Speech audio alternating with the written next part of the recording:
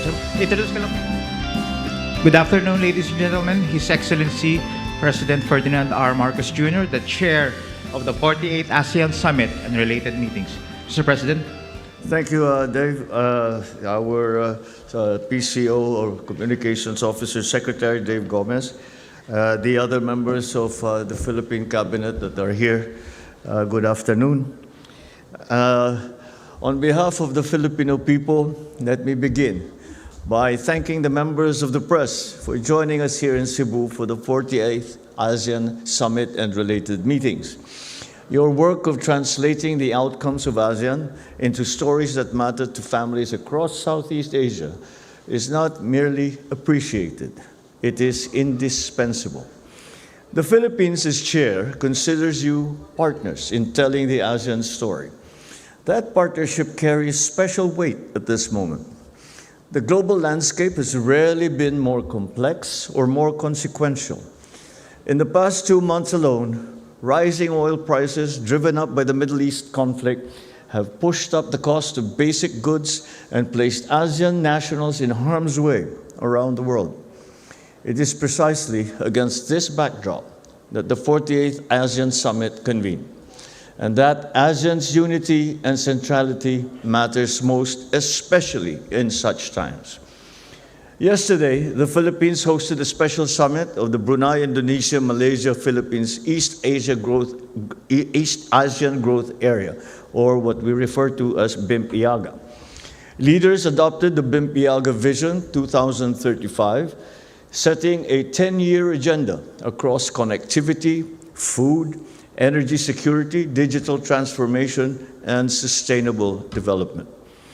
We also discussed concrete fuel and food arrangements and initiatives to advance renewable energy across our sub-region.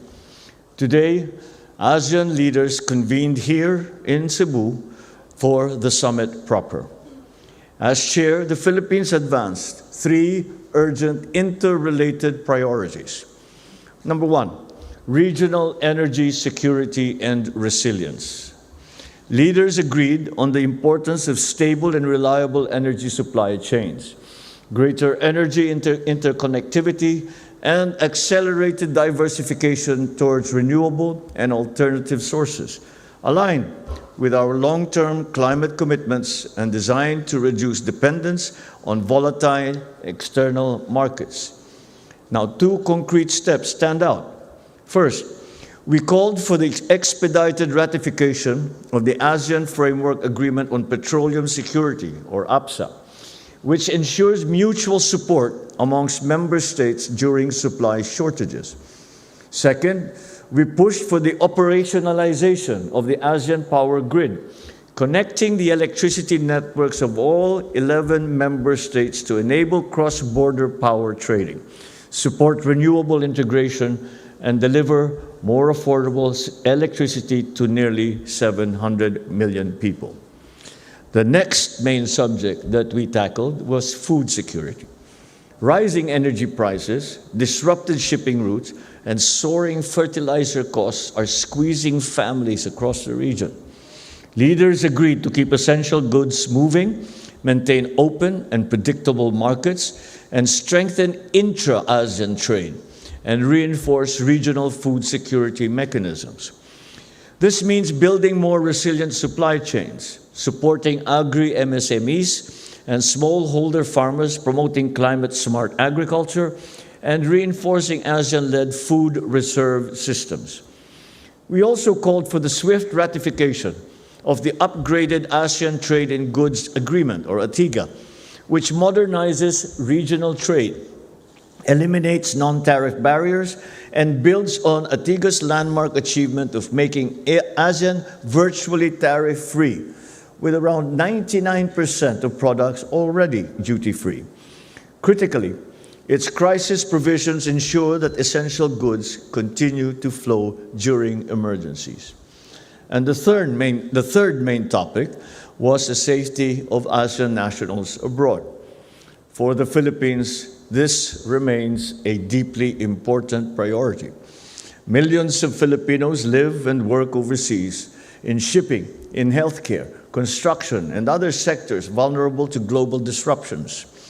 ASEAN agreed to work more closely together through faster coordination, accelerated information sharing, stronger cooperation with host governments, and timely support for those ASEAN nationals who may need urgent assistance, evacuation, and/or repatriation.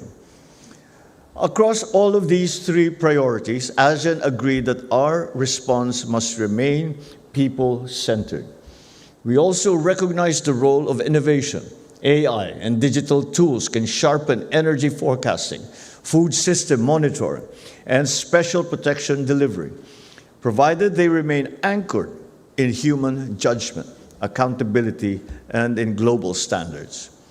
At the plenary session earlier today, we welcomed the support of the Asian Development Bank, President Masato Kanda, for ASEAN, including through programs in regional connectivity, capital markets, AI readiness, energy security, food security, the blue economy, social protection, and health.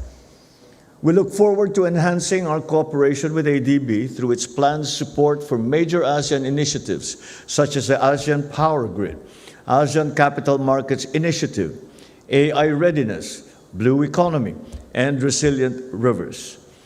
Similarly, we thank Economic Research Institute for ASEAN and East Asia President Tetsuya Watanabe for briefing our ASEAN foreign and economic ministers on ERIA's proposed study for a regional oil stockpile, which the Philippines strongly supports. The follow-through of this study into concrete policy recommendations will provide us another opportunity to strengthen the region's shared energy security.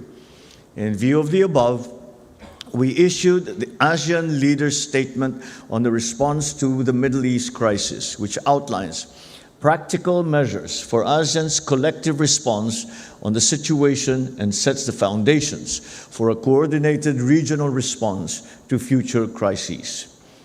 Another significant outcome was the adoption of the Cebu Protocol to amend the Charter of the Association of Southeast Asian Nations.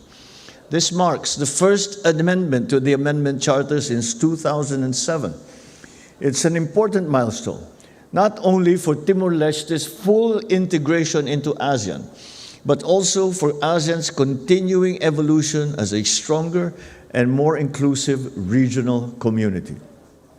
We also recognized the extensive work and progress across the political security, economic, and socio-cultural community pillars as we began the first year of implementation of the ASEAN Community Vision 2045, which sets the direction for ASEAN for the next 2 decades and as an epicenter of growth in the Indo-Pacific. Further, we also adopted several key documents that will reinforce cooperation in critical areas, such as, first, the ASEAN Leaders' Declaration on Maritime Cooperation, which seeks to reaffirm ASEAN's collective commitment to strengthen maritime cooperation and highlights the multidimensional nature of maritime issues. The declaration also includes the proposal for the establishment of an ASEAN Maritime Center in the Philippines. Second, the ASEAN Declaration on the Empowerment of Youth in Climate Action and Disaster Resilience. This recognizes that young people must be part of how we prepare for climate risk and disasters, as this is the future that they will inherit. And third, the ASEAN Leaders' Statement on ASEAN Convergence on Disaster Response, the ASEAN Strategic Protocol for Emergency and Comprehensive Transformation, or ASPECT framework. It bolsters regional coordination during emergencies. And just at the retreat that we just finished, we had a candid exchange of views on regional and international issues, particularly ASEAN's capacity to manage and mitigate the impacts of oil supply disruptions and price volatility, as well as the lessons learned from the recent crisis. Our discussions made clear that ASEAN should not just react to crises. We must anticipate, prepare, coordinate, and act together. We must maximize existing ASEAN-led mechanisms. We must strengthen our institutions. We must deepen cooperation with our partners in accordance with the ASEAN Charter, the United Nations Charter, and the 1982 United Nations Convention on the Law of the Sea, or UNCLOS. Also, the Treaty of Amity and Cooperation in Southeast Asia and the principles of international law. Today, we made important progress in bringing ASEAN leaders together as the world confronts profound global uncertainty and economic volatility. But of course, the work is far from over. So in the days ahead, we will continue with our incessant pursuit of improving the lives of ASEAN families and chart a future that is peaceful, prosperous, and people-centered. The Philippines, as chair, extends its appreciation to all ASEAN member states for their trust, their support, and their very constructive participation. We also thank the ASEAN Secretariat, our partners, and all those who have worked tirelessly to ensure the success of the 48th ASEAN Summit and related meetings. The full chair's statement and outcome documents following the discussions during the summit will be made available through the official channels of the ASEAN 2026 Philippines Chairship, Department of Foreign Affairs, and of ASEAN. Thank you. Maraming salamat po. Now, I will open the floor to some questions. Your Excellency. Mr. President, we received questions in advance of this press conference, so we will call those who submitted the questions first, and if we have time, we'll open the floor for some more questions. So the first question will come from Wang Zheng of CCTV.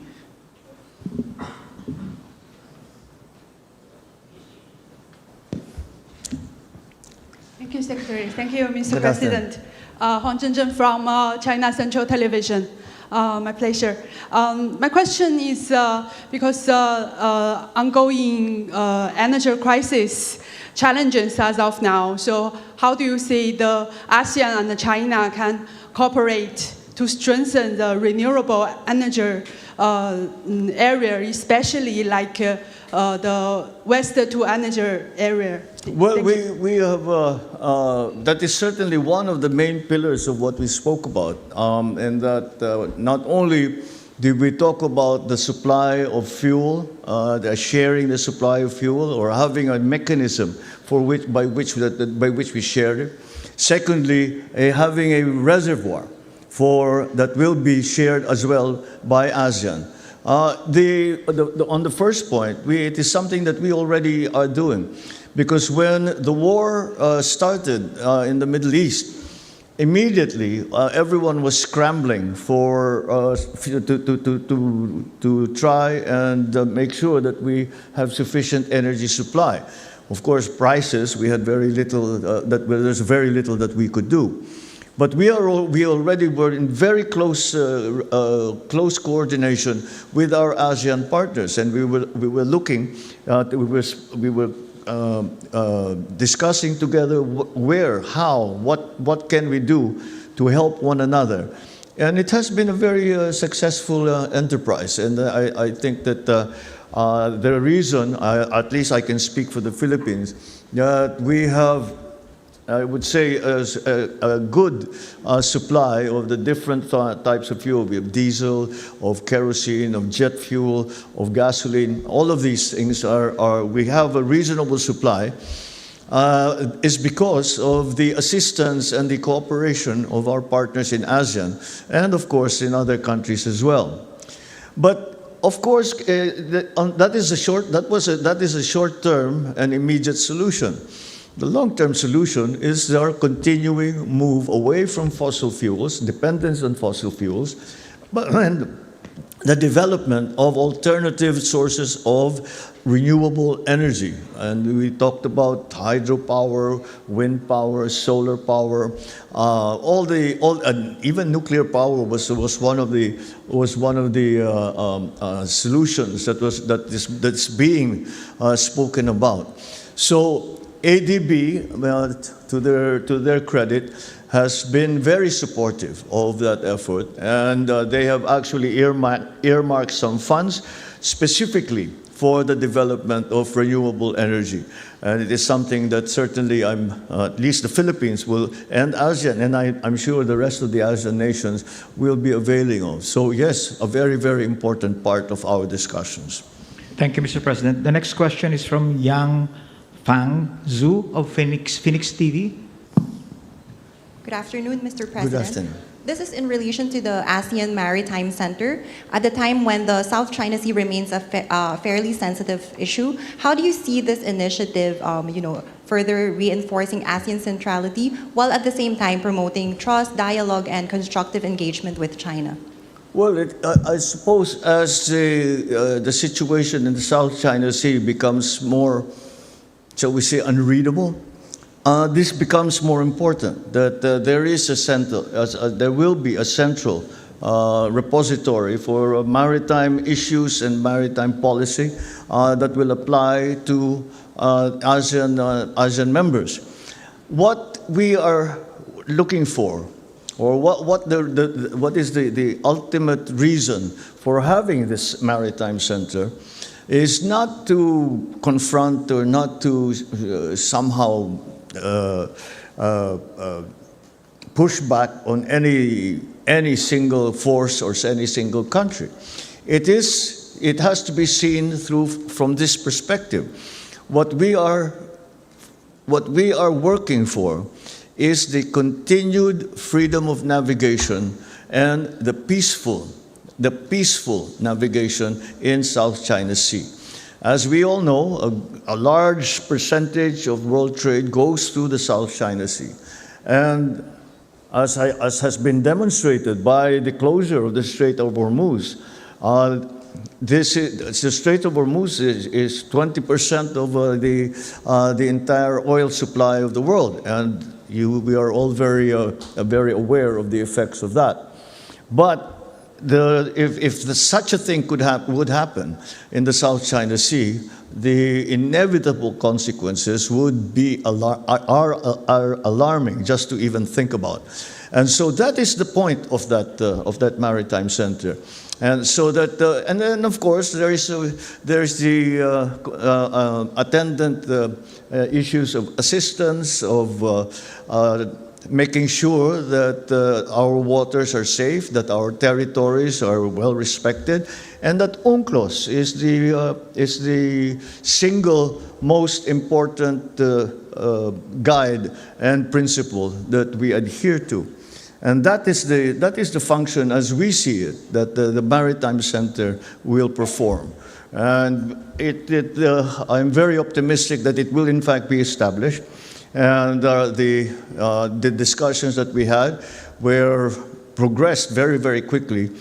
There was a very wide consensus amongst members that of the things that need to be done and how we need to do it. So since we proposed the idea, we are offering the Philippines to be the home of that center. Thank you, sir. Thank you. Thank you, Mr. President. The next question from Jonah Gilagon of Asahi Shimbun. Good afternoon, sir. Oh, good So, afternoon. I have a series of questions about Myanmar.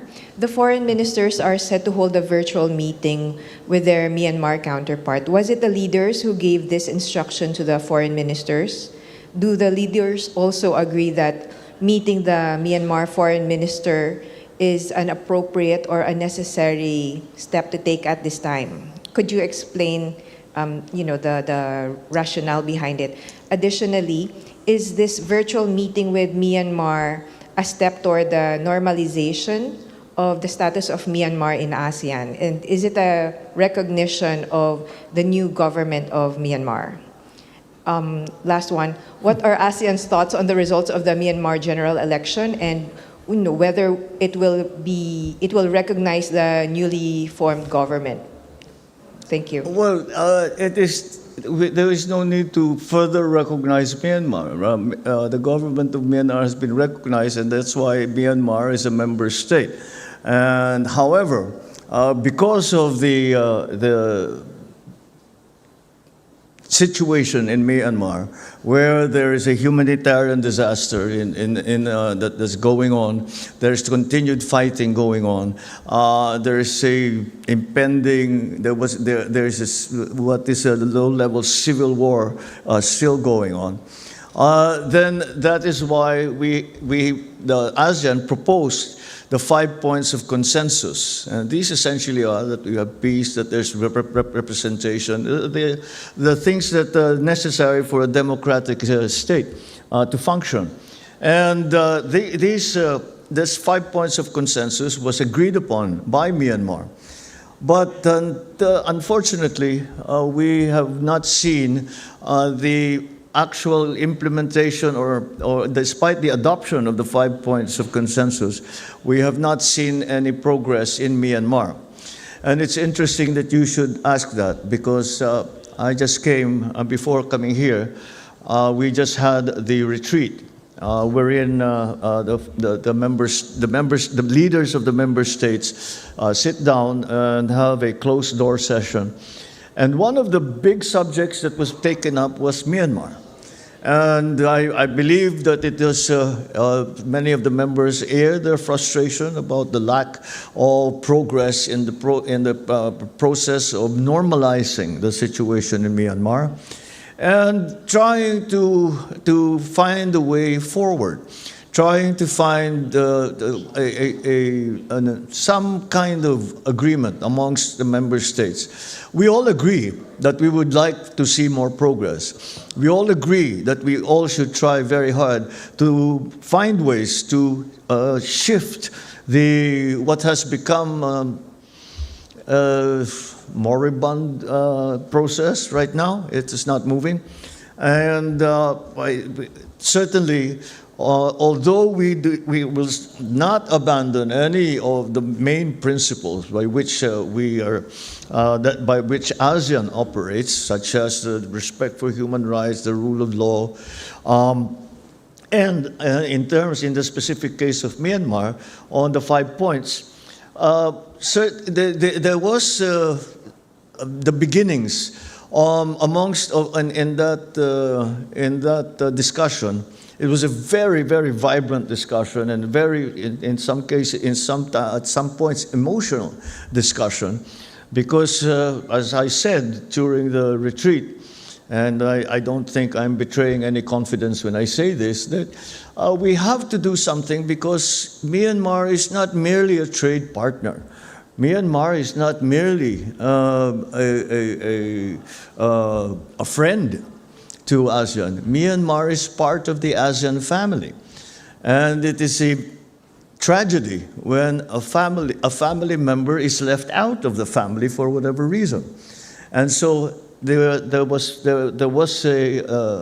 I think, a tacit agreement that we need to do more. We need to find what those things, we need to find other ways to move the process forward. What those other ways are is something that we now will have to go away and think about. And we agreed that our foreign ministers, our foreign secretary, would that first of all that the leaders would try to find any ideas. Because as we were sitting there, we said, we don't have the answers here. These things will not be decided now. But we will go away and try and find, maybe think about what can be done to improve the process, and to start to see some progress in that process of normalizing, once again, normalizing the situation in Myanmar. So it's still a thorny problem for which we cannot say that there are obvious solutions. But there has been a nano shift, perhaps, in the approach to the situation in Myanmar. There are no definitive answers as yet, but we are certainly going to work on it very, very hard. Thank you, Mr. President. The next question from Chad Williams at Agence France Presse. About how best to eventually reintegrate Myanmar. I know Thailand is pushing hard for it. They've got border issues and any other number of reasons to do so. Malaysia just yesterday said that Myanmar has not done nearly enough to earn high-level talks.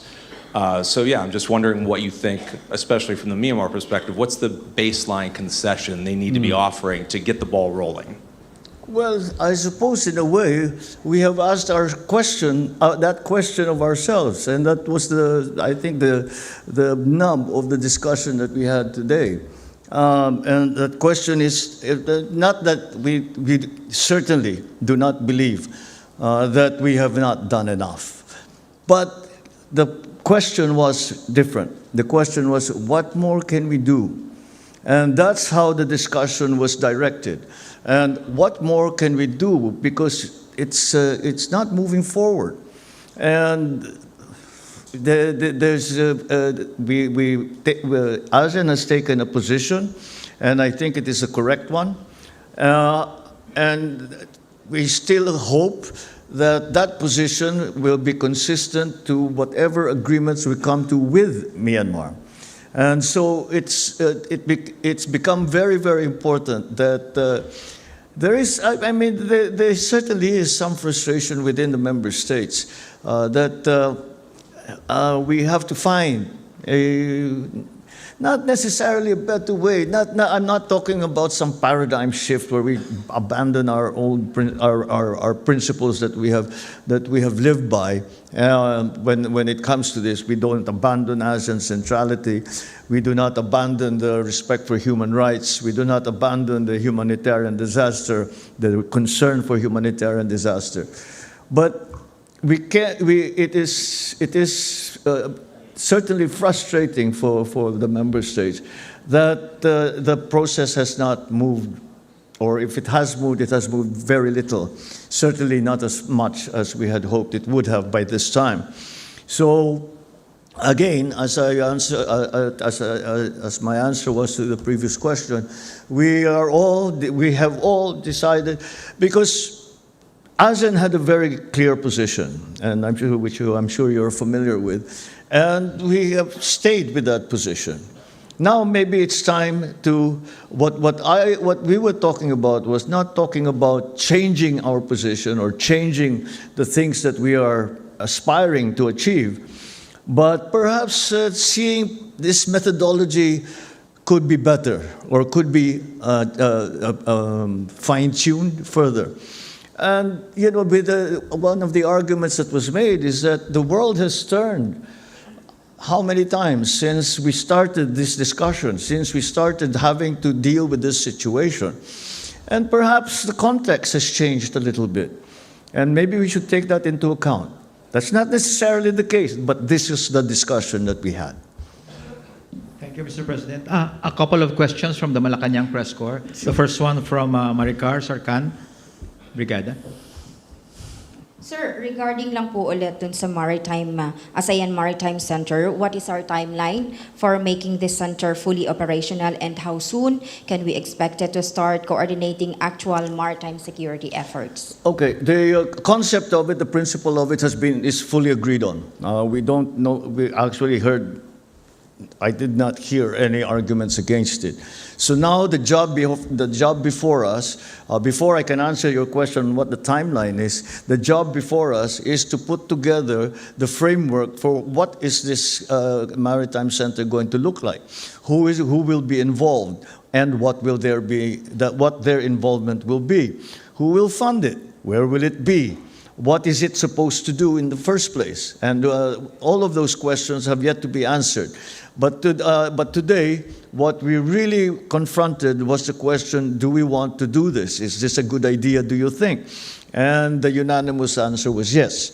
So, again, this is a new concept, and that's why we still have to put the structure in place, the framework in place. We have to put the mission in place. Although that perhaps is something that we already have a fairly good idea about, but we have to get it written down in black and white. And again, how the Maritime Center is going to be structured so that we are able to do the things that we hope for it to do, which is maintain safety in the South China Sea, maintain the freedom of navigation in South China Sea, maintain order in the South China Sea. You know, we have monitor the ships, see which one is going where there's illegal fishing, for example, where they're using sea routes for smuggling, for human trafficking, all of those things put together. So it's going to be a big job because that's the traffic, the vessel traffic in the South China Sea is immense. And how to regulate that, how to monitor that is something that we are going to have to decide what to do. All the maritime countries around the South China Sea already do that, but they do that individually. The idea of the Maritime Center is to make a cohesive organization that will put together all the efforts of all the different countries, ASEAN and even other countries outside of ASEAN who have an interest, who are stakeholders, put it together so that we are working together with one another, helping each other, and hopefully achieve some kind of, we are able to put together all our efforts so that there are no gaps in what we are trying to do, there is no duplication of work, and again, we maintain the peace in the South China Sea. Thank you, Mr. President. The next question from Ivan Mayrina, GMA 7. Good afternoon, Mr. President. Good afternoon. This is on the point of energy security and mutual support among member states. Yes. Did the Philippines get new supply commitments from our ASEAN neighbors? Did we get new? Supply commitments? And if so, how firm and dependable are these commitments, given that our neighbors are facing the same crisis and they will naturally prioritize their own interests? Well, actually, we did not talk about supply. Not here. You know why? Because we already have been discussing this for the past, few months, 3 months. And the arrangements for supply, for fuel supply, have already been made with not only member states, but the states outside of ASEAN. And so this is not something that needed to be put together any longer, because our supply lines were immediately established. I mean, the war started February 28. February, by the next day, this government, at least, was already in contact with all our suppliers, and beyond that, we were also looking for other suppliers, what we can refer to as non-traditional suppliers, all the way out to Africa, to Latin America, who before we did not really get a supply from. So no, it wasn't discussed because we have already made. They are essentially bilateral arrangements. The one thing that we talked about that was that concerned fuel supply was a fuel reserve. That to put together a fuel reserve is something like the emergency rice reserve. That came up too because we talked about food. So to increase the rice emergency rice reserve that we share with one another when there is a crisis, and enlarge that, but also the oil products or different oil products reserve, because the situation right now is very different from each country. Some countries have a surplus of a certain kind of fuel, other people have shortage, and we're trying to balance that out. But beyond that is the reserve, so that we have something in reserve. And when something like this happens, a war happens, a trade route like the Strait of Hormuz is closed, and with all the attendant effects, we have somewhere to immediately run to for emergency supply. That's more what we discussed, rather than arrangements to, it's left to individual countries to make their own arrangements on how to gain supply, because we are all in a different situation. Like for example, in the Philippines, the number one important fuel is diesel. But other countries, what they are struggling with is jet fuel. With other countries, it's gasoline. With other countries, it's gas. So we're trying to even out those differences between countries. So we are making our own arrangements, but at the same time, we are coming together and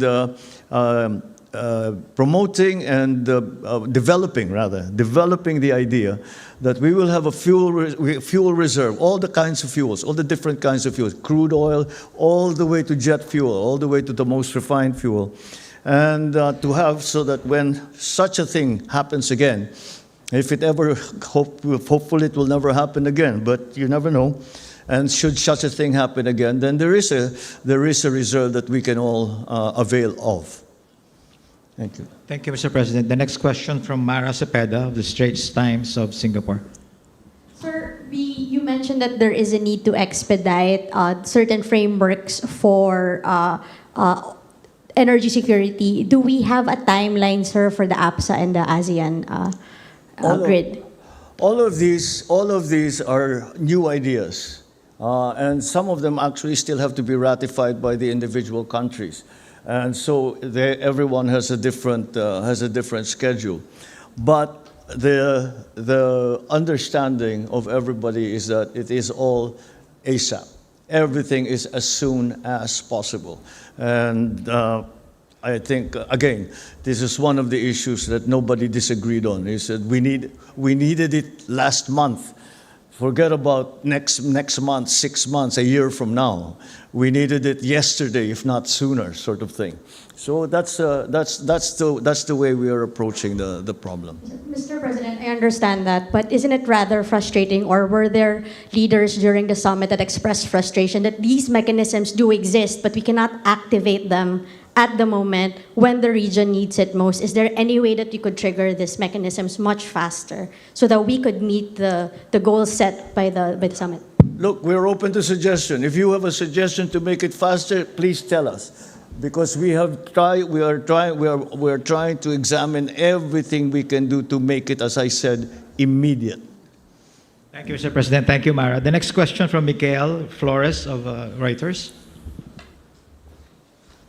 Good afternoon, Mr. President. Good afternoon. Just to clarify, everyone agrees that there is an urgent need to address the fuel supply problems given the Middle East crisis, but the leaders have not yet agreed as to how to operationalize.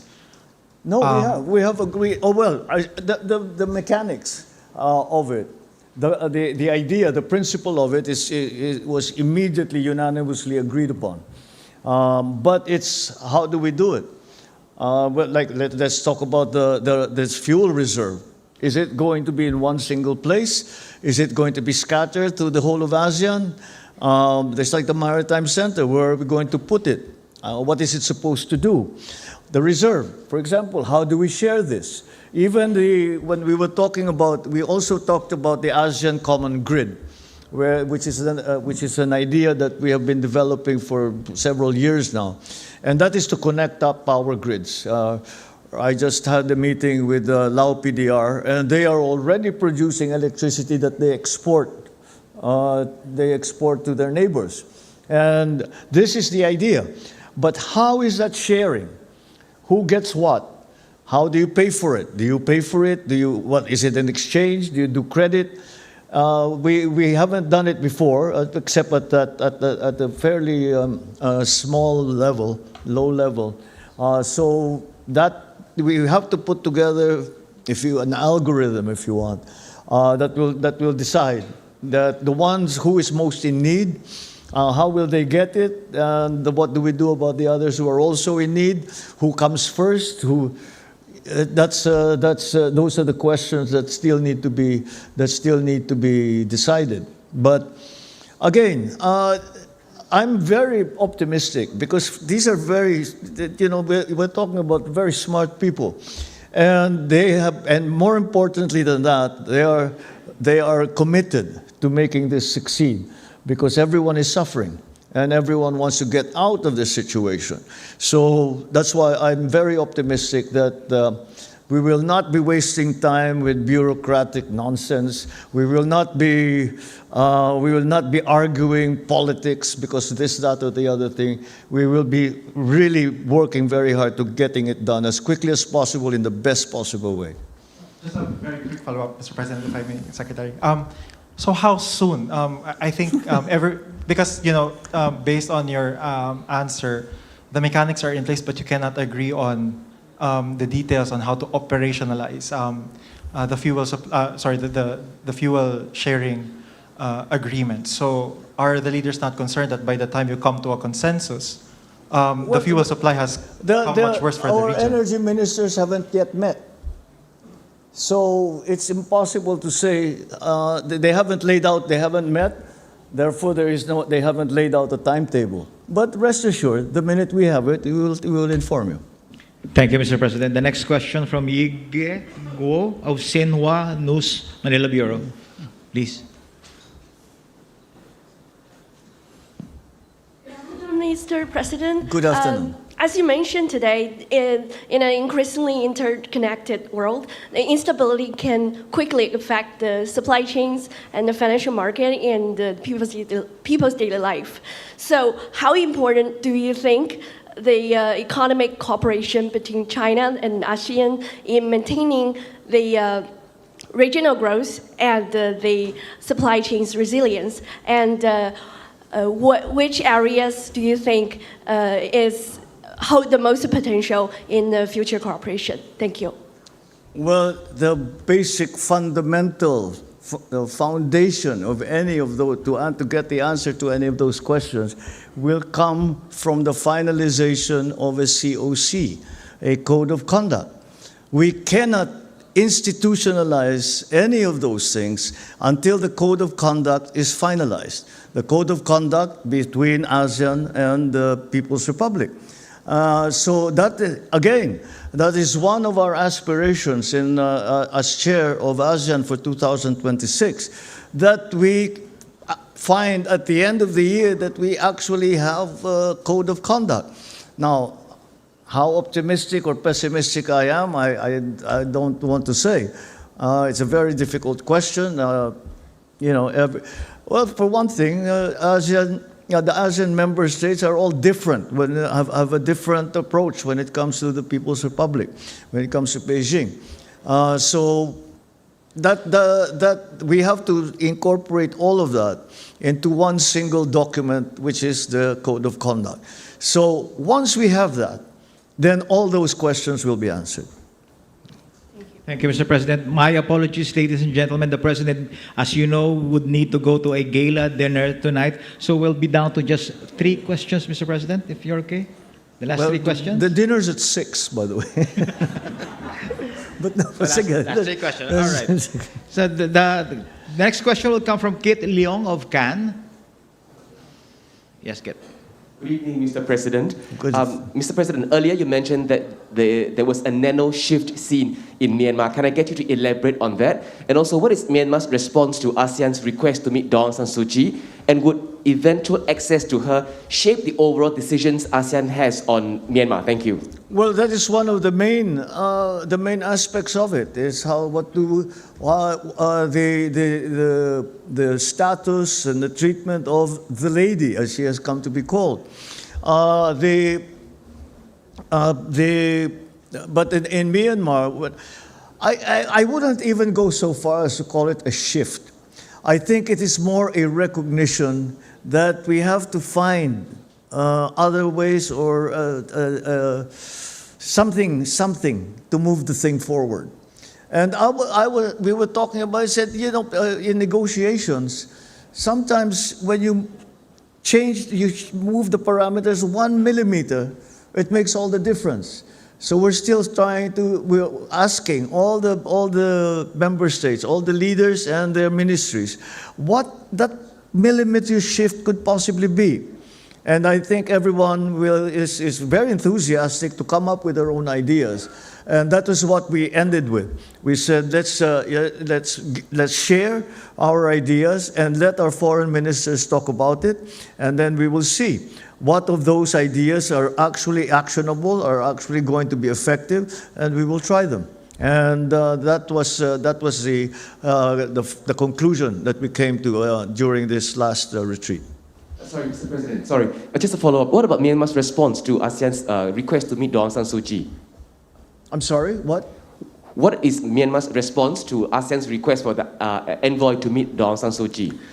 We didn't move on that. That is one of the main aspects of our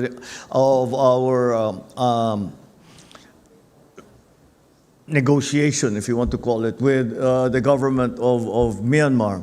That she be freed and that she be allowed to exercise her rights, and that if she is recognized as a leader, that she be able to function as a leader. That hasn't changed one iota. Last two questions, Mr. President, from Bader Alotaibi of Asrak News. Thanks, Mr. President. What is ASEAN calling for from the parties in the Middle East, in the conflict in the Middle East, actually? What is ASEAN calling for? Peace. Peace. It's that simple. Peace. And we have made that position very clear. We have the foreign ministers, when they met previous to this summit, already put out that document calling for all parties to cease hostilities and to take a step back, open the Strait of Hormuz, and find a way for a lasting peace. This between U.S., Israel, and Iran. So that is something that is, I think, fundamental to any discussion about the war in the Middle East. That's the first step, because we will achieve absolutely nothing until there is peace. We now are in this limbo situation where we don't know how long it's going to last. We don't know when the next encounter is going to be. Is the ceasefire on? Is it not on? Is Israel included? Is Hezbollah included? It's a very difficult situation. So again, until there is the fighting ends, until the bombings end, then it's very difficult to put together any kind of solution, if you want to call it that. That is why the call essentially is peace now. Thank you, Mr. President. Again, my apologies. That will be the last question. And that concludes our press conference this afternoon. Maraming salamat po. Thank you. Thanks very much. Yes, I'm sorry to be in such a hurry, but I am, in fact, hosting the dinner tonight, so I have to play host. So thanks very much for that. Good afternoon.